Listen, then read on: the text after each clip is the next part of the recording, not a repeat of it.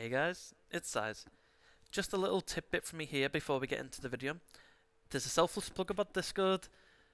It's a general video about the state of Shadow Priest and the comparison going from Shadowlands Shadow Priest on the pre-patch to the Dragonflight beta.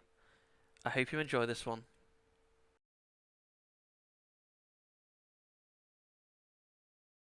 So I thought I'd just do a little selfless plug here. I've actually made a Discord and the link's on my YouTube videos at the minute. Quite a few of the people watching my streams and commenting in my videos have been asking for a Discord link just to share socials with different people that watch my content.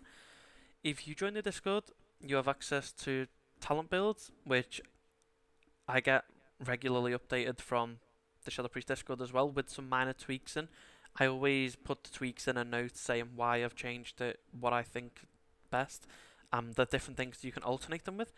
You will have access to an FAQ, which will be regularly updated based on the stat priority of Shadow Priest and what trinkets are looking to be the best, with Blood Mallet slash Simulation Craft links as well. You will get notified when I go live on my streams and whenever I upload a YouTube video. I'd really appreciate it if you guys would consider joining. It just makes it feel more of a community, and I'm happy that it's got this far. At the start, people were asking me, and I was always saying the community just isn't big enough. I don't feel like, there's enough people to warrant a Discord, but it's actually a massive step for me, thinking that that might be possible now. I've been doing some content with some subscribers and people that regularly watch my channel, and it feels so much nicer doing it with people from the stream because they've already been watching for a while. They have kind of a similar mindset to myself, and it's nice, especially when we get to do the little niche dungeons. So, for example, I did a dungeon recently where we had 2 Shadow Priests, and it'd be really fun, I think, going into Dragonflight if we could maintain that and actually get a group of 3 Shadow Priests consistently doing keys, especially since it'll all be uploaded onto YouTube, when there's things like the Great Push coming out, and there's the kind of content where it's not necessarily meta classes, so the non-meta push as well. I think it'd be really fun for us to get behind as a community, so please feel free to join. I'd really appreciate it. But let's get into the content.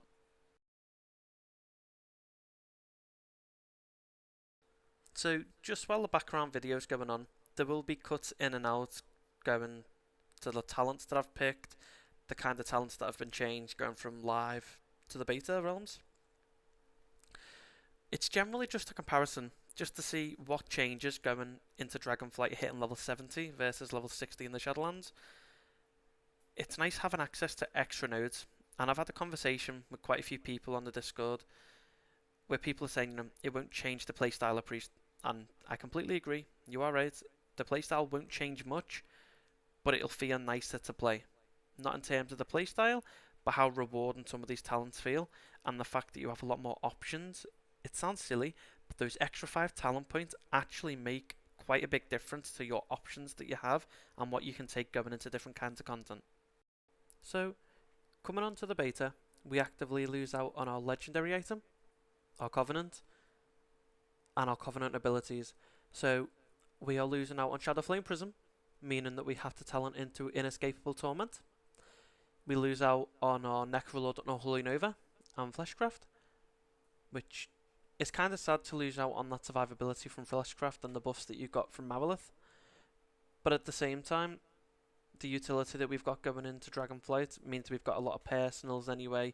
You've got a lot of personal healing through DP, Vampiric Embrace, stuff like that. So, on live as well, we're using Idol of Yogg-Saron, mostly, and Void Eruption.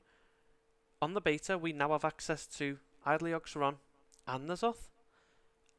However, we are somewhat forced into picking Inescapable Torment as we don't want to miss out on that Shadow Flame Prism damage. Remember, this is specifically for Mythic Plus. This is what I'm playing in Mythic Plus right now. And there is a discussion to be had based around whether you're going to play Screams of the Void or not. It's hard to tell on retail at the minute because it is buggy. It doesn't work with Shadow Web Pain as intended, but hopefully that'll get fixed soon enough because I like comparing the two from live to the beta, and I don't feel like it's a fair comparison if one of them's working and one of them's not. So hopefully that gets fixed soon. I can do some testing, I can get back to you with that. But generally, the builds are quite optional. You know, you don't have to go into Yogg-Saron or N'Zoth. You can spice it up with Cthulhu. You can get some more Insanity Gen. And you can just mess around with it. Even Yushraj, the extra buffs that you gain from your Mindbender, especially since you're going to be talented into Inescapable Torment anyway, spices it up a little bit. You know, using it on a boss at a certain time, using it on a trash pack, and then going in and Psychic Screaming to fear the mobs to make sure that you do more damage. It's a nice little twist, and while it might not be tuned necessarily high on live realms, it's always open to change, right? Blizzard are going to be tuning going into the Mythic week of Vault of the Incarnate, maybe some little tweaks here and there beforehand, but I think it's quite fun having these options. I would just like to touch on tier sets very briefly here as well. So, on the Dragonflight beta, you have access to 2 and 4 set. Overall, this tier set is pretty nice. It feels okay compared to some of the other specs that have lackluster tier sets. We've got a 2 set. Mind Blast increases the damage of your Devouring Plague or Mind Seer by 12%, stacking up to 3 times. So this doesn't mean it goes to 36%.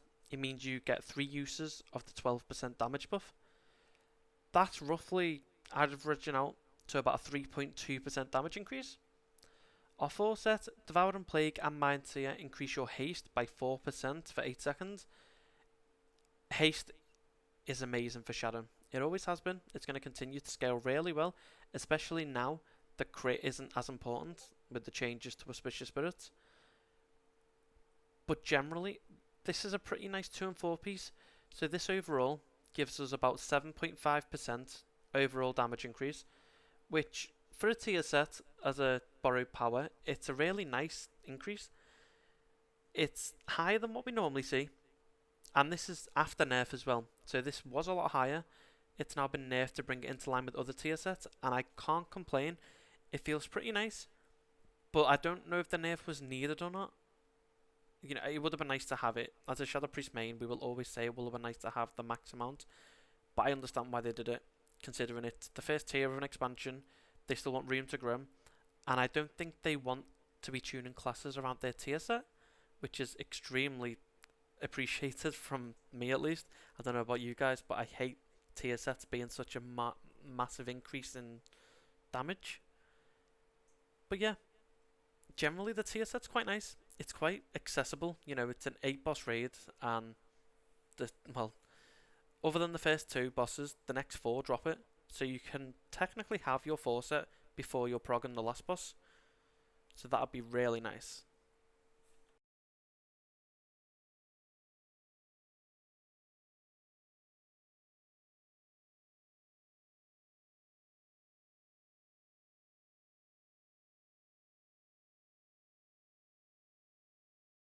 But yet, generally, as I mentioned earlier, the playstyle isn't likely to change.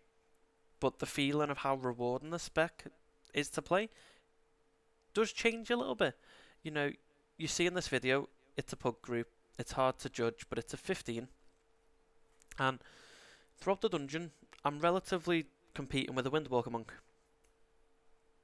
On live servers at the minute, it doesn't matter what gear you have, how good you are, you're not competing with the Windwalker Monk.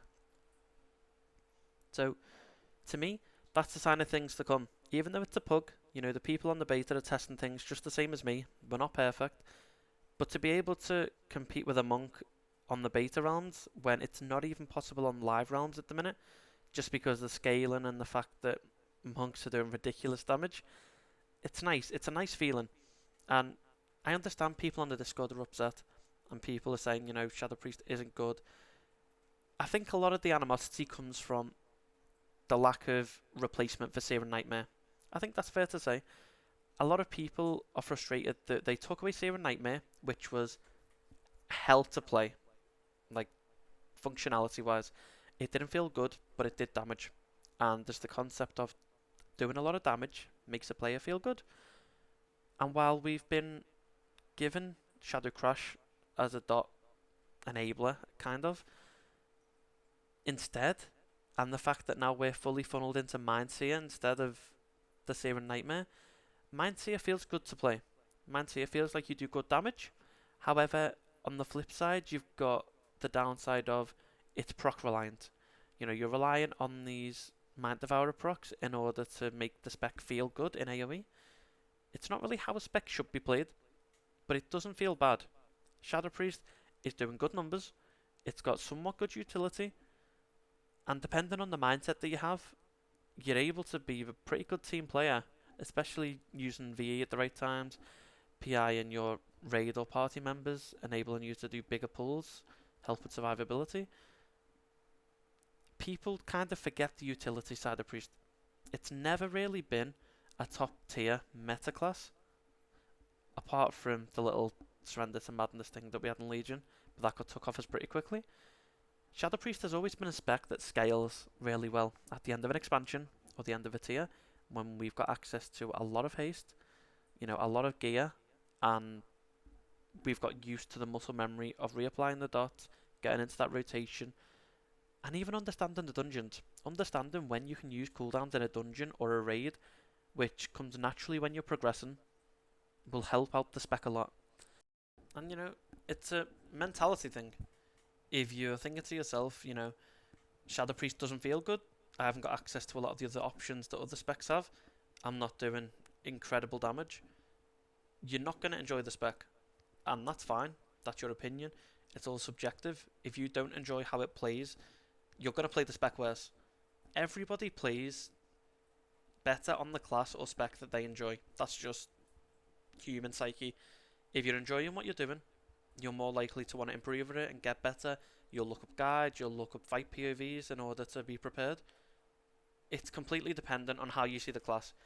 If you want to be pushing extremely high keystones, then go for it. If you don't think it's viable to do that as Shadow Priest, that's fine. Just reroll. It's completely up to you. And Dragonflight enables you to do that quite easily. It's extremely ult friendly. The only barrier to entry is gear, and you can get that in Mythic Plus. But the overall damage breakdown of Shadow Priest in Mythic Plus, it's not changed much from retail. You've got your Mind Seer, then your dots, Shadowy Apparitions, and Echo and Void. It's not going to change going from retail or live servers, to the beta servers. So this is kind of what we've got set in stone, and this is what you can expect. But with that, guys, I hope you enjoyed this short style of video. I'll be hoping to put out more soon. Make sure to like and subscribe, and wait for the next video. Take care, guys.